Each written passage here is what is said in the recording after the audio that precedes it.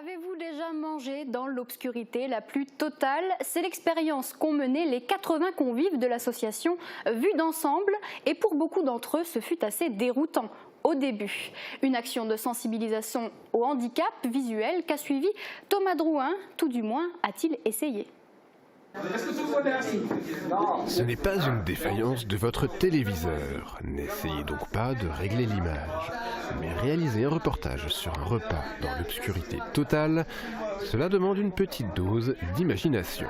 Car quelques heures auparavant, les membres des associations Vue d'ensemble et Art de Vie avaient pris possession de la salle du restaurant sarregueminois La Petite Auberge pour y calfeutrer toutes les ouvertures et supprimer toutes les sources de lumière. Alors forcément, quand les convives arrivent, cela les déstabilise un peu. C'est bon. D'accord. Ouais. Tu vois? Ah oui, on voit. Il faut fermer, hein. Oui. Eh bien, il y a la manche au clair, on a moins. Mais toi, j'ai la lumière. Rentrez. Ne vous inquiétez pas. Toutefois, dans la salle, Diabel Sec, non-voyant et serveur d'un jour, est là pour les accompagner et les rassurer dans ces premiers instants du repas dans le noir. Parfait, tout le monde est rentré? Oui. C'est bien. Ça va? Ça va. Très bien. Ok. Et en général, même si je leur parle, ils me disent, vous êtes où? Je dis, suivez ma voix. Le plus important, c'est ma voix. Après, bon, par contre, il y en a même qui sont tellement proches de moi. Ils me disent, vous êtes où? Je dis, vous pouvez me toucher maintenant. Ah, ils me touchent en fait au niveau donc, de la poitrine. Tout ça. Ils disent, ah, vous êtes là, ou de l'épaule. Après, en fait, c'est vraiment plus rassurant quoi, pour eux.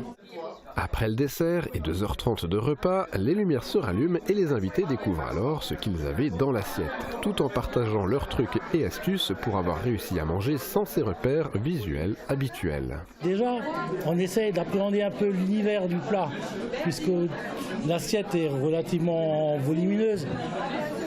On ne connaît pas la disposition des mets, donc on essaie de découvrir un peu.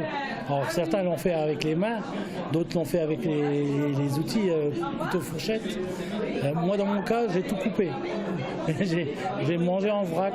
Les membres de l'association reviennent aussi sur les différents types d'handicap visuels, car le but premier de ce repas est bien là, sensibiliser par l'action à la non- ou malvoyance et faire ainsi tomber les préjugés. Mettre des gens en situation leur permet de ressentir ce que les non-voyants vivent tous les jours. L'association alsacienne organise un repas de ce type tous les mois et elle fait salle comble à chaque fois. Cette étape sarregueminoise n'a pas échappé à la règle, puisque les deux services de 40 personnes étaient complets, soit 80 personnes qui sont ressorties de ce repas dans le noir avec une nouvelle vision sur les handicaps visuels.